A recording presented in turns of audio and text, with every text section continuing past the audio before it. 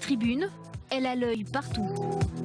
Ce qu'on a essayé de mettre en place avec le Red Star, c'était d'apporter peut-être une petite touche différente.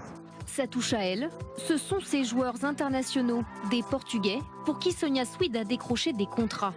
Aujourd'hui, elle fait partie des rares femmes à exercer le métier d'agent sportif en France. Il y en a 13 seulement, sur 340 agents au total.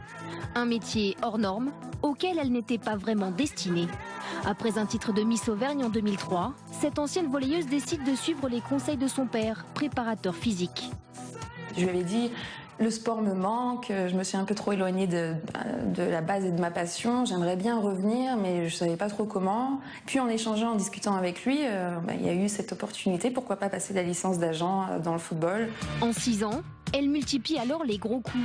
Le premier transfert d'un joueur émirati en Europe, ou encore la nomination de la première femme entraîneur d'une équipe masculine en France. Aujourd'hui, Sonia s'occupe d'une trentaine de joueurs, un pari gagné pour cette passionnée. Je dis toujours que je ne suis pas acceptée, je pense qu'on est toléré, mais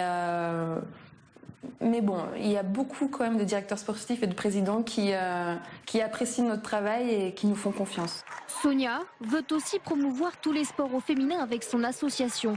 Ce jour-là, elle est de retour dans son ancien club de volley pour le plus grand plaisir de ses amis. Il y a déjà beaucoup de caractère, beaucoup de charisme. Ah oui, du caractère même. Donc je suis pas surpris. Puis là, c'est pour une bonne cause pour les femmes dans le sport. C'est une travailleuse, c'est une battante, Sonia. C'est vraiment notre emblème, c'est quelqu'un qui nous emmène et qui nous tire vers le haut. Sonia a désormais un autre rêve en tête, celui de diriger son propre club professionnel.